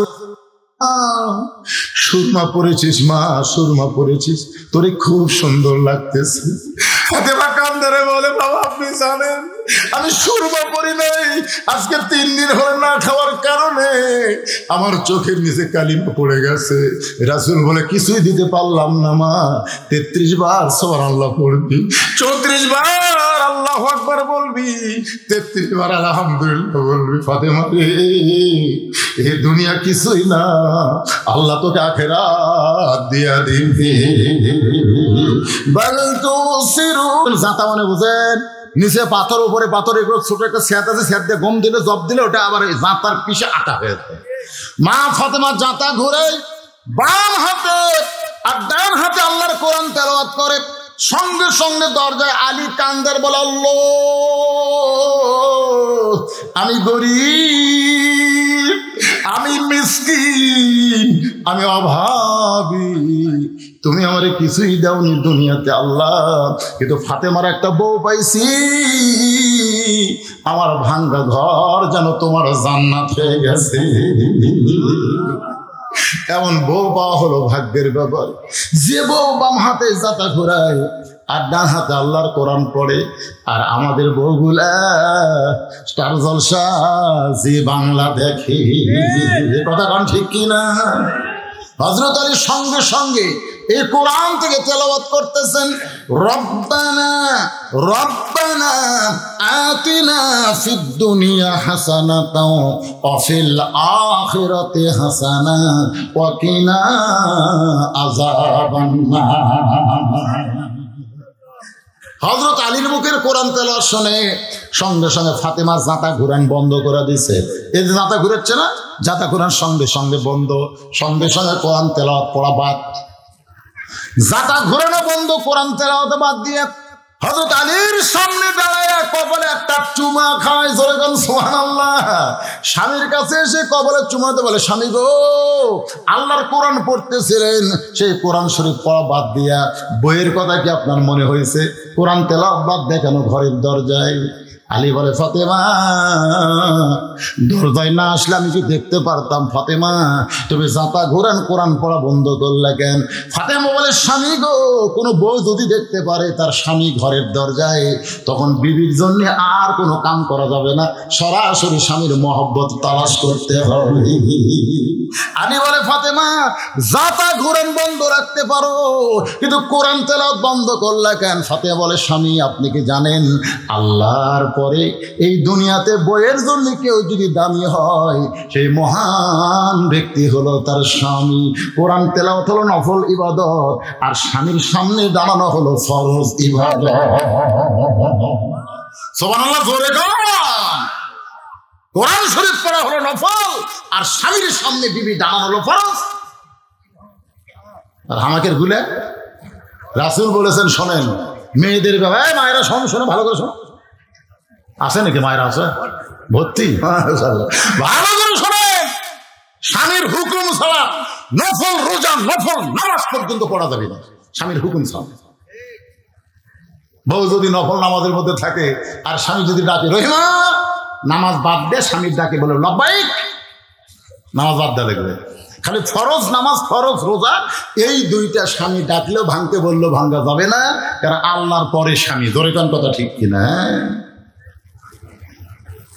অনেক মেয়েরা আছে রোজা থাকা পাকা, স্বামী ঠান্ডা দিতে পারেনি, দুপুরবেলা একটু খেলাধুলা করবে। কি কারণ এখনকার খেলাধুলা সবগুলাই খেলাধুলা, হাঁকটার পান্ডে উঠবার পরে না, দুইজন মাথা ধরা থাকে, তারপর খেলা হবি, খেলা হবে। খেলার উপরে বাংলাদেশ চলতেছে। ধরে কোন কথা ঠিক না? ফেসবুক খুললেই খেলা হবে, তো রাতে খেলা করবার পারতেছে না, তো ঠান্ডা। দুপুরবেলা বলতেছে আসো একটু খেলা করি, বউ বলতেছে আমি রোজা আছি। স্বামী কয়, এটা কিসের রোজা রে? নফল রোজা। স্বামীর মন খারাপ, আল্লাহ কয় তোর নফল রোজার ভাঙ, স্বামীর সঙ্গে খেলা কর। তোমার আল্লাহ ভাঙ, তোর নফল রোজার আমার দরকার নাই, তোর স্বামীর মন সন্তুষ্ট কর। নফল নামাজের মধ্যে থাকলে স্বামী ডাকলে উত্তর দেওয়া লাগবে।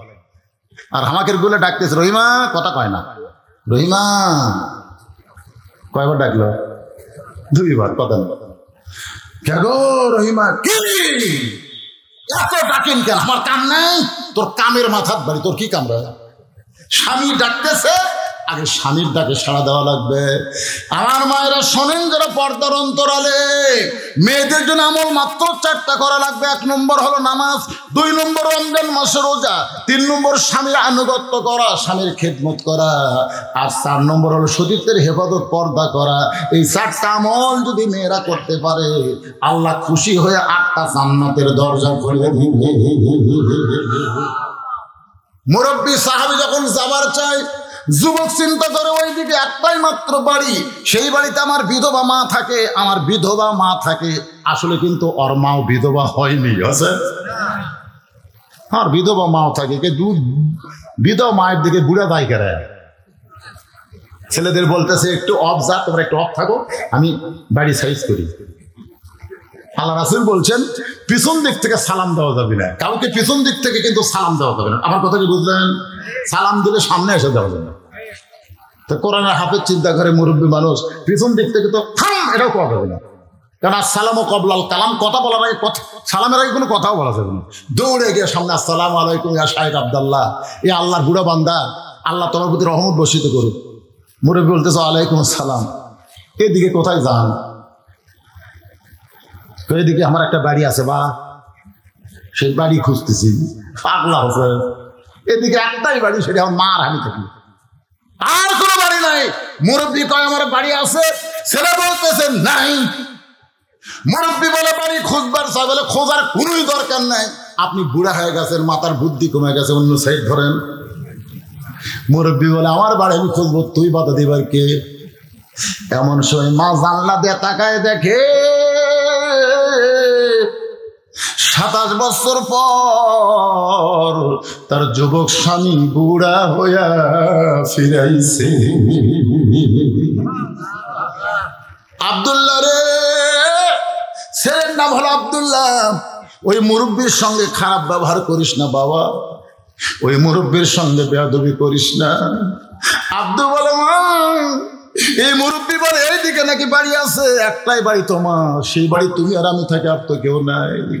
মা বলে, আব্দুল্লাহ রে, জানলা দিয়ে তাকায় দেখছি বাজান, ওই মুরব্বী হলো তোর জন্ম দেওয়া বাবা।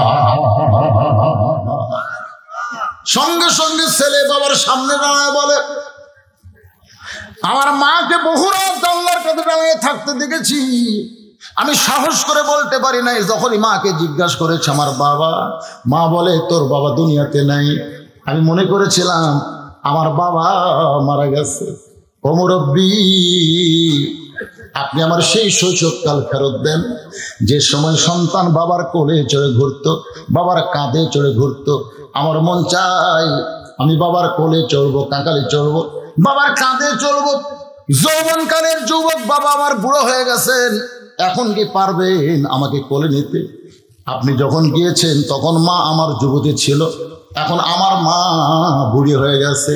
আপনি কি পারবেন আমার মায়ের যৌবনে সেই শান্তি দিতে? ও মুরব্বী, যতক্ষণ পর্যন্ত উত্তর না দিবেন ততক্ষণ পর্যন্ত আমি আপনার জন্য বাড়ির দরজা খুলতে পারবো না। ওমান আহসানু কাওলাম মিম্মান দাআ ইলাল্লাহ ওয়া আমিলা সালিহান ওয়া ক্বালা ইন্নানি মিনাল মুসলিমিন। আগামী সোমবার চাচা যাবি, মনে আছে না? ভুলে গেছেন ভাইজান? আমি কিন্তু ঘড়ির দিকে তাকায় ওয়াজ করতেছি, এই জন্যই করতেছি কারণ আমার আর একটা মাহফিল করা লাগবে, তাই বলে আপনাকে ওখানে ঠকাবার পারবো না। আমি বলছি দাওয়াত নেওয়ার সঙ্গে হুজুর মাগরিব থেকে এশা হলো অল্প টাইম, আমি লিখেছি কাগজের মধ্যে মাগরিব থেকে এশা, কয় হুজুর অল্প সময়, কিছুক্ষণ পরে তো এশার আযান দেবে, আপনি ওয়াজ বন্ধ করবেন, যতক্ষণ 1 ঘন্টার ওয়াজ পাবে।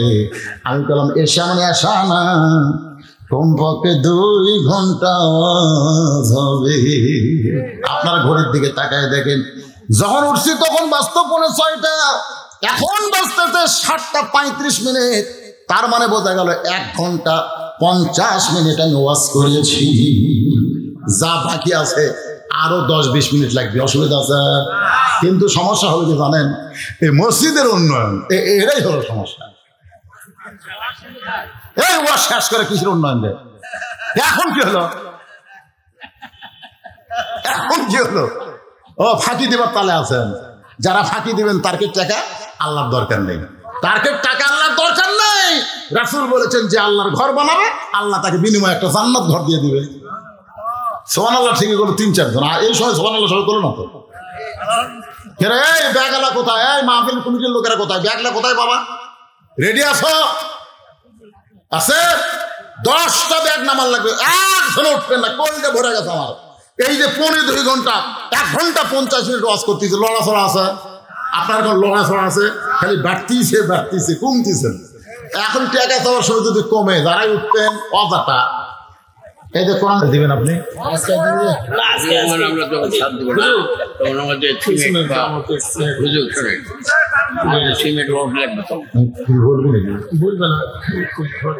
চেয়ারম্যান সাহেব আছে, চেয়ারম্যান সাহেব পিছনে বসে আছে, সামনে আসা লাগতো রে। চেয়ারম্যান সাহেব কিছু বলেন বাবা। ওমর ফারুক চক রাজা থেকে 2 বস্তা সিমেন্ট করবে দান। চক রাজা খুব দূরে এখান থেকে 2 বস্তা সিমেন্ট দান করবে। আচ্ছা, ওমর ফারুকের দানকে আল্লাহ আপনি কবুল করুন। আল্লাহুম্মা আমিন। আমিন আমিন আল্লাহ আমিন। দানকারীর জন্য হও তুমি জান্নাতের জামিন। ব্যাগে যাবে হলো, ব্যাগ গুলো আইছে এখানে খুবই ভালো। ও আচ্ছা আচ্ছা ঠিক আছে।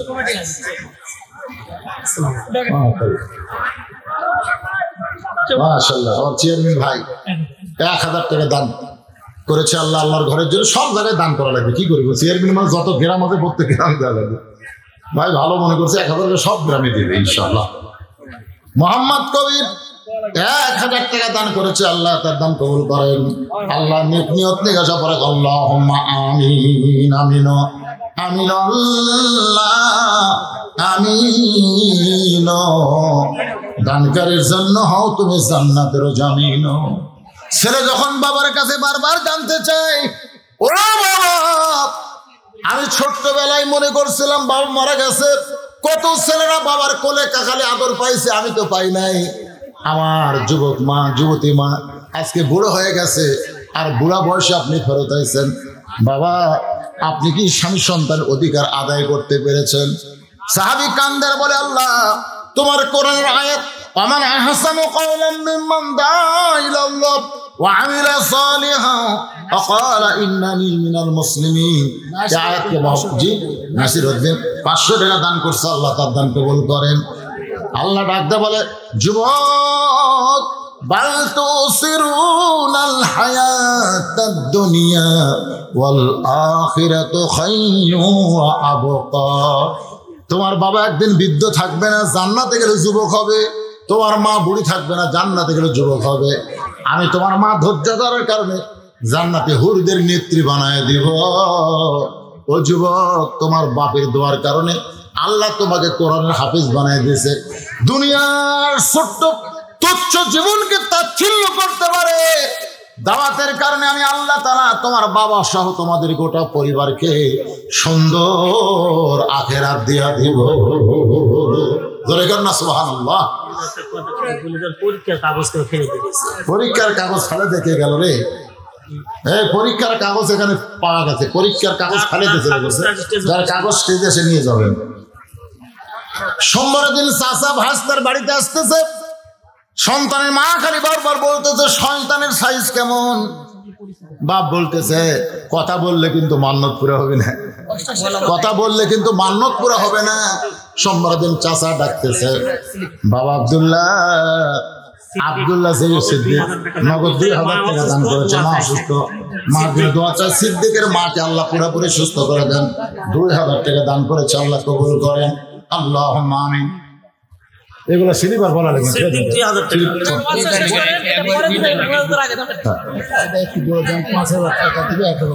মাশাআল্লাহ। মুসাম্মদ জেসমিন পুরুষ পারেনি এখনো, পুরো পুরুষও পারেনি। জেসমিন 5000 টাকা দান করবে, তার মধ্যে নগদ 1000 টাকা দান করেছে। এই জন্যই তো মেয়ে মানুষ বাংলাদেশে প্রধানমন্ত্রী হয়েছে, এরা সবসময় ভরে থাকবার চায়। একটা মরদ 5000 দিবার পারলো না, জেসমিন মা দিয়ে গেল। আল্লাহ তোমার একজন বান্দা, এগুলা দরকার নেই, ঠিক আছে। চাচার আওয়াজ শুনবে। চাচা যেই মাত্র ঢুকছে, ভাস্তা বউ মানে সন্তানের মা বলতেছে, এটা তোমার বাপের ছোট ভাই। স্বামী বলতেছে, চুপ, মুখ খুললে যদি ফেরত যায় তোর বেটা কিন্তু বাঁচান যাবি না, মান্যত পুরা করা লাগবে। শয়তানক অ্যাকশন দেয়, তুই শয়তানক দাওয়াত না দেয় তোমার চাচাক দাওয়াত দিলে কেন? স্বামী বলতে, চুপ কর রে, চুপ কর রে, এটাই রে। মানুষের মতন চাচার মতন দেখা, জবান খুলিস রে, যদি না খায় ফেরত যায় তোর বেটা কিন্তু বাঁচান যাবে। এখন বেটার দিকে তাকায় বউ জবান বন্ধ করে আছে। চাচা খাবার এসে বলতেছে, ভাবতাম এত আইটেম করছিস, একটু দোয়া করি। ভাস্তা বলতেছে, আগে খাওয়া তারপরে দোয়া। চাচা বলতে, এইটা কেমন কথা, এত খাওয়ার আইটেম, একটু দোয়া করি। ভাস্তা বলে, চাচা আগে খান তো, তারপরে দোয়া হবে। খাওয়া দাওয়া যখন শেষ, চাচা দোয়া করবে, আল্লাহ এই ভাস্তাকে তুমি বরকত দাও। ভাস্তা বলতেছে, দোয়ার দরকার নাই। চাচা বলে, কেন? তোর বাপের ছোট ভাই দোয়া করবো, তুই কেন দরকার নাই? বলে, চাচা আমি নিয়ত করেছিলাম আল্লাহ যদি একটা পুত্র সন্তান দেয় তাহলে শয়তানকে এক সন্ধ্যা ভাত খাওয়াবো। ইমামের কাছে গেলাম, ইমাম যে মন্ত্র দিল সেই মন্ত্র অনুযায়ী আপনি হলেন শয়তান। চাচা কয়, করে দেখ খেতরা দিয়ে মৌলবি কর্ণ রে, হ্যাঁ চামড়া ভাষা কষা দিয়ে দেখ মৌলবি কর্ণ, আর সেই মৌলবি ভাব শয়তান পায়। দেখি ইমামের কাছে এসে বলে, হুজুর আমার ভাস্তা নিয়ত করছিল শয়তানকে এক সন্ধ্যা ভাত খাওয়াবে, আমি শয়তান, আপনি কেমনে করলেন? ইমাম বলতেছে, নাউজুবিল্লাহ, আপনি শয়তান, এটা তো আমি ভাসতে কইনি। কেন তোমার কইছি তোমার চাচা শয়তানকে না? তো তাহলে তুমি কেন বলতো ইমাম কইছো? বলে হুজুর আপনি কইছেন লাগাতার 3 জুম্মা, সবার শেষে এসে আগে যাবে তাকে এক সন্ধ্যা খাওয়ান লাগবে। কিন্তু আমি লক্ষ্য করে দেখলাম আমার চাচাই এই কাম করছে। চাচা কাম দের কয় জুম্মা? রাস্তা কয় 3 জুম্মা। চাচা কয় পাগলা রে, 3 জুম্মা না, যেদিন থেকে নামাজ ধরেছি সেদিন থেকে শেষে আসা আগে যাই কমপক্ষে 100 জুম্মা হচ্ছে। এখন বলতো তোর মান্নত পুরা হবি নাকি? রাস্তা কান্দার হুজুর 3 জুম্মা শেষে আসা আগে গেলে শয়তান হয়, তাহলে 100 জুম্মা যদি এই কাম করে তাহলে কি? চাচা ইমাম বলতেছে তওবা করলে চাচা মুসলমান, আর এই আমল যারা জারি রাখবে তারা হলো শয়তান। তওবা যদি করে তাহলে চাচা মুসলমান হয়ে যাবে। চাচা কান্দার কয় হুজুর আগে জানি না, আজ থেকে কান ধরে তওবা করলাম, আযান দেওয়ার সঙ্গে সঙ্গে আসবো, নামাজ শেষ না করে মসজিদ থেকে বের হব না। ইমাম মুসকে হাসার কয় তোমার মান্যত পুরা হলো, তোমার চাচা ইমানদার হয়ে গেল। সুবহানাল্লাহ। এই যুবকেরা, শেষে আসা আগে দাওয়ায় আমল করবা না। ইজা নূদিয়া লিস-সালাম ইয়াউমিল জুমআহ, মসজিদ দোতলা করতেছে কি জন্য? কি জন্য দোতলা করতেছে? 5 ওয়াক্তের জন্য, জুমার জন্য। এই জন্যই তো দোতলা নাকি হয়, এই জন্যই দোতলা করতেছে। আল্লাহ কবুল করুক, সকলে বলে আল্লাহুম্মা আমিন।